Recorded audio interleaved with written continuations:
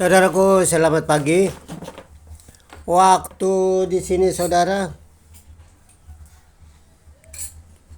sudah kurang lebih jam 8 saudaraku. Saya menjumpai Anda di kabar-kabar pagi ini. Sudah kemarin tidak pernah siaran dari pagi sampai sore.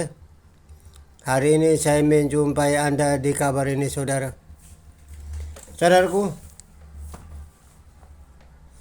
Anda yang selalu mengikut saya selalu di kabar-kabar baik. Saudara,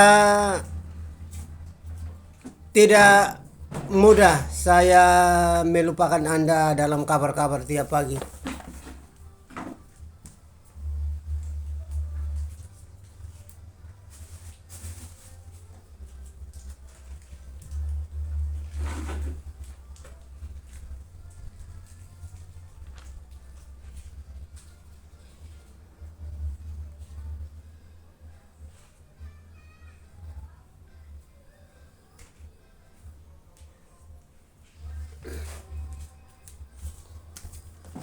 Tidak mudah saudara saya melupakan Anda di kabar-kabar pagi, kabar siang atau kabar malam. Selalu saya bertemu dengan Anda selama siaran. Pertama kali saya ucapkan salam. Salam itu dari atas saudara. Dari atas yang dibawa oleh malaikat Tuhan kepada Maria, yang memberikan salam kepada Maria. Dan Maria terkejut dengan kata salam itu. Salam itulah yang saya sampaikan selalu kepada Anda tiap hari. Karena salam itu datang membawa kabar baik tentang keselamatan dunia ini. Kabar itu datang membawa berita baik tentang keselamatan dunia ini. Saudaraku, hari ini saya masuk melalui video dari gambar foto. Video dari gambar foto kamera yang saya menjumpai Anda di pagi ini. Anda jangan heran. Kemarin saya sementara berangkat kira-kira jam 10 saya sampai di kantor gubernur NTT. Di depan taman saudara, di depan taman saya berfoto-foto di bawah pohon beringin dan ada tiga kuda di situ berupa patung saudara. Saya mengambil gambar, setelah itu saya lurus dari depan Jalan Eltari, putar di Pasar Impres naik Koten. Di depan situ saya ketemu saudara dan kami pergi di belakang kantor gubernur lama NTT, Universitas Nusa Cendana pertama kali di situ. Tahun 70 dan tahun 80, Universitas Nusa Cendana berada di lokasi naik Koten. Di belakang dari kantor gubernur saudara, saya motornya turunan, saya rem, cakram depan dan motornya jatuh ke kiri dan muka saya luka. Saya berterima kasih kepada Tuhan karena adanya seperti begini saudara, supaya perjalanan ini selalu berhati-hati karena jalan baik tanjakan maupun turunan itu kita selalu menggunakan rem. Dan orang yang hidup itu tidak usah takut dengan apa yang terjadi karena Tuhan selalu menjaga dan menolong kita. Bukan dari sehatnya saja, dari sakit pun kita bersyukur kepada Tuhan karena Dia baik dengan kita. Itulah sebabnya saudara saya menjumpai Anda di kabar pagi ini.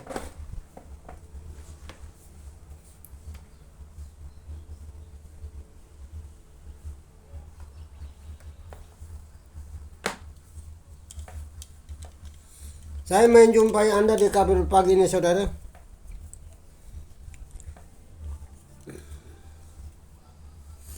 Kita akan membaca Alkitab dari Ulangan pasal 18 ayatnya ke-9 sampai 13. Ulangan pasal 18 ayat 9 sampai 13.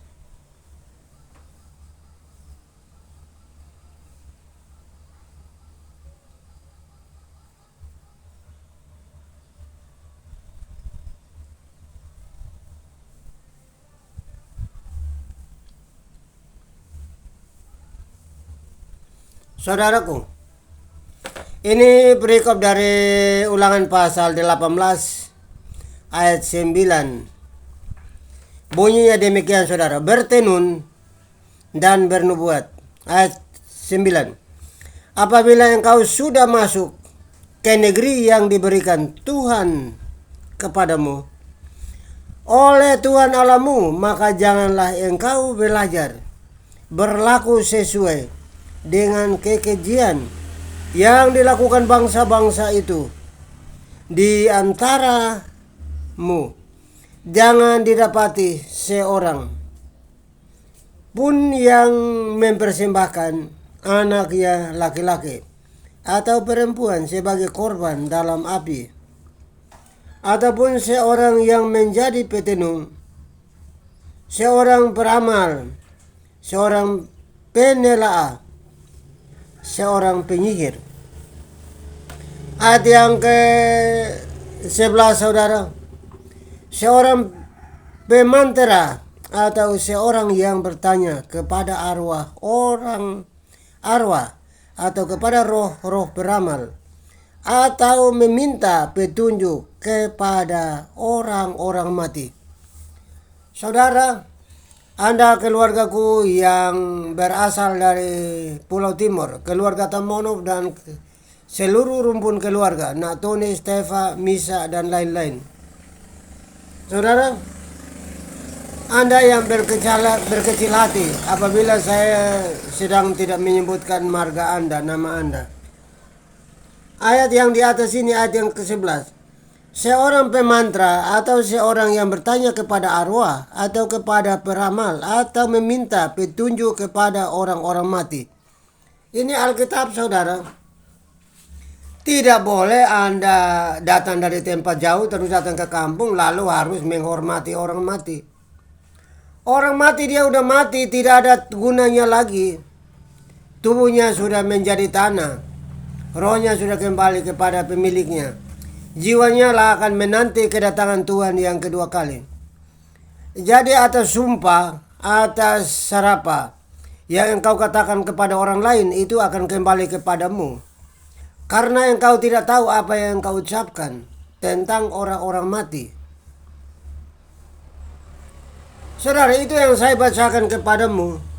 Ayat yang ke-12. Sebab setiap orang melakukan hal-hal ini adalah kekejian bagi Tuhan, dan orang karena kekejian-kekejian inilah Tuhan Allah menghalau mereka dari hadapanmu. Saudara, orang-orang yang percaya kepada roh-roh orang mati itu jangan hardik di dalam nama Yesus, mereka pasti hancur. Jangan engkau takut terhadap orang-orang yang percaya kepada orang mati. Datang harus pergi sembah-sembah, sujud-sujud kepada kuburan. Anda hardik di dalam nama Yesus Allah yang hidup supaya tidak membawa Anda kepada celaka. Ayat yang ke-13.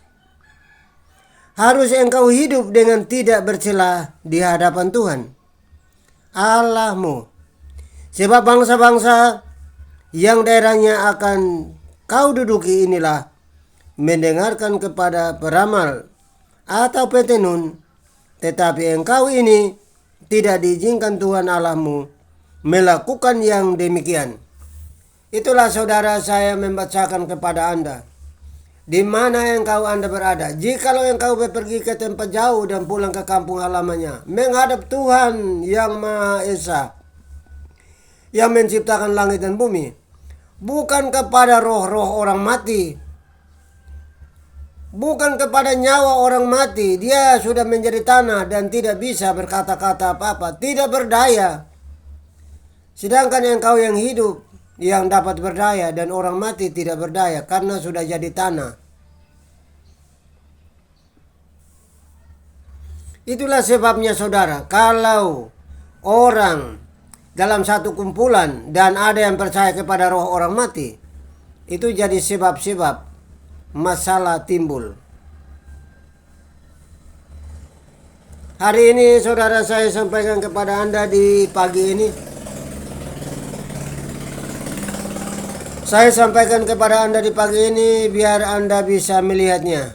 Apa yang menjadi petunjuk Ulangan pasal 18 ayat yang ke-9 sampai ayat yang ke-14.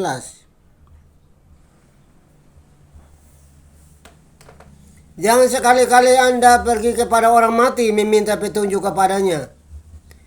Jangan engkau pergi ke kuburan orang mati untuk bertanya apakah dia baik atau bagaimana. Karena Tuhan pencipta langit dan bumi, laut dan segala isi membenci orang yang pergi ke kubur.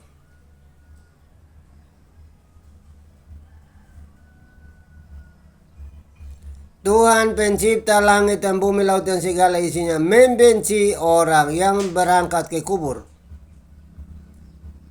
meminta petunjuk dari orang mati.